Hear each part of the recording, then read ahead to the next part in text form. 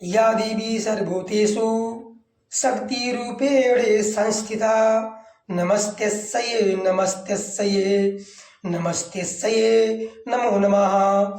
या देवी सर्वभूतेषु बुद्धिरूपेण संस्थिता नमस्तेस्यै नमस्तेस्यै नमस्तेस्यै नमो नमः। जो देवी सभी प्राणियों में शक्ति रूप में स्थित हैं, उन देवी को बारंबार नमस्कार है, नमस्कार है, नमस्कार है। जो देवी सभी प्राणियों में बुद्धि रूप में स्थित हैं, उन देवी को बारंबार नमस्कार है, नमस्कार है, नमस्कार है। चैत्र नवरात्रि में नौ दुर्गा में से दुर्गा के तीसरे रूप चंद्रघंटा माता की पूजा की जाती है, जो आज है माता चंडघंटा का तीसरा दिन है। पिंडजी प्रौरारूढ़ा चंडकोपास्त्रे केरयुता प्रसादम तनुते मह्यम चंद्रघंटेति विश्रुता। मैया चंडघंटा की पूजा करने से मन में, तन में, बुद्धि में वीरता आती है और निर्भयता आती है। माता चंड घंटा के 10 हाथ हैं, 10 भुजाएं हैं और इनका शरीर सोने के जैसा है, चमकीला, सुंदर, मनमोहक, आकर्षक अपने भक्तों के लिए है। मन को मोहित करने वाला जो शरीर है चंद्र घंटा का अपने भक्तों के लिए है। और चंड घंटा मैया सिंह की सवारी करती हैं। ये अपने भक्तों पर हमेशा कृपालु रहती हैं, प्रसन्न रहती हैं।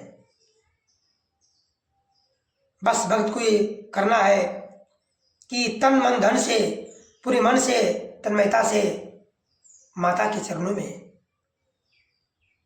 सब कुछ समर्पित करते हुए स्वयं को भी समर्पण कर दे। उसके बाद मैया आज दुर्गा, आज शक्ति जगदम्बा अपने भक्त को प्यार, दुलार सब कुछ देती हैं। इस नवरात्रि में माता के ध्यान, स्तुति, पूजन, दुर्गा सप्तशती का पाठ प्रतिदिन सुबह शाम आप सबको करना चाहिए। तो आइए दुर्गा सप्तशती के पहले अध्याय की कथा श्रवण करते हैं। महर्षि ऋषि का राजा सुरथ और समाधि से देवी की महिमा बताना। महर्षि ऋषि का राजा सुरथ और समाधि से देवी की महिमा बताना, अर्थात समाधि और राजा सुरथ को महर्षि ऋषि कथा सुना रहे हैं। महर्षि मार्कंडी जी बोले, सूर्य की पुत्र सावरणी की उत्पत्ति की कथा विस्तार पूर्वक कहता हूं, ध्यान पूर्वक आप दोनों सुनिए और जरा सा ये कथा वीडियो अच्छी लगे तो एक लाइक जरूर करिएगा और कमेंट में अपना सुझाव, जय माता दी, जय श्री राधे अवश्य लिखें। सावरणी महामाया की कृपा से जिस प्रकार मनमंत्र के स्वामी हुए, उनका हाल भी सुनो।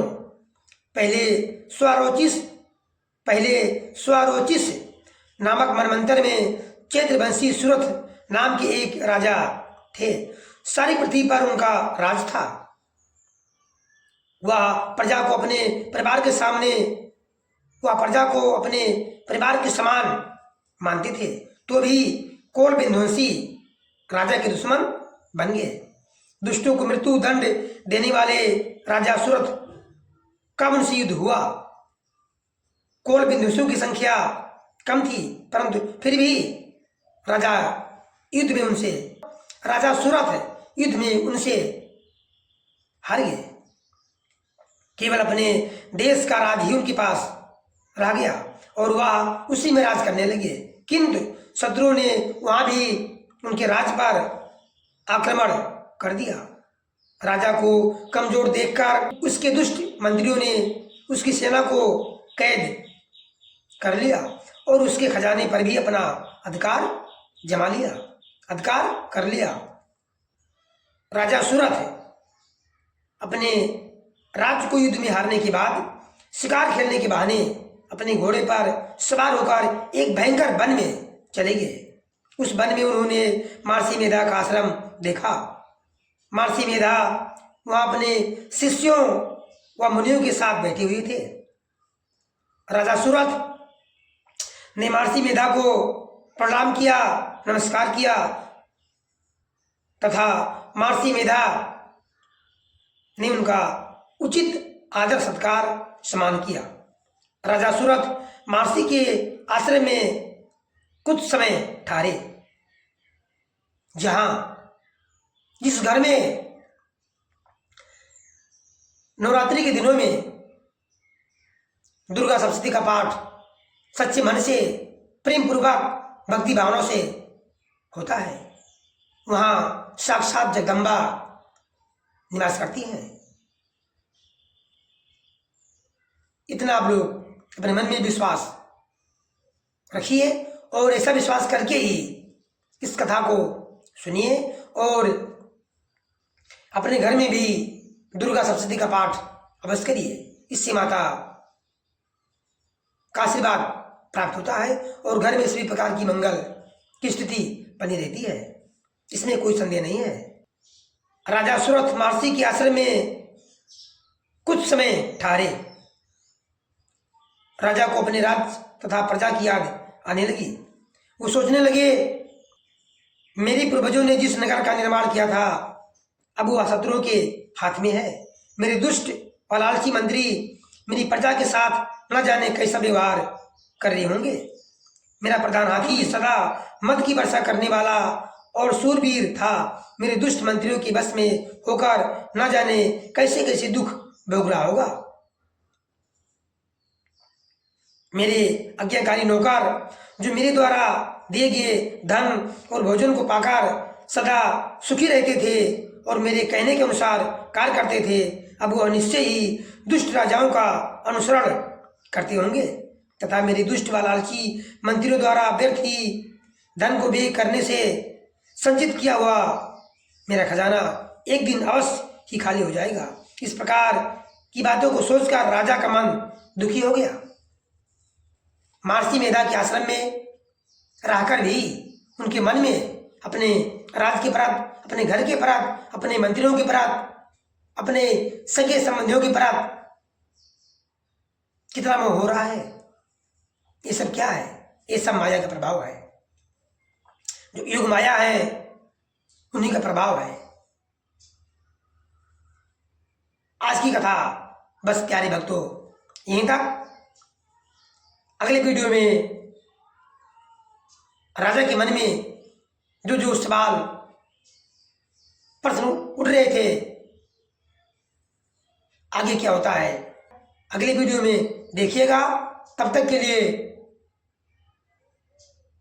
जय माता दी। प्रेम से बोलिए राधे राधे। सभी का दिन शुभ हो। जय माता दी। धन्यवाद।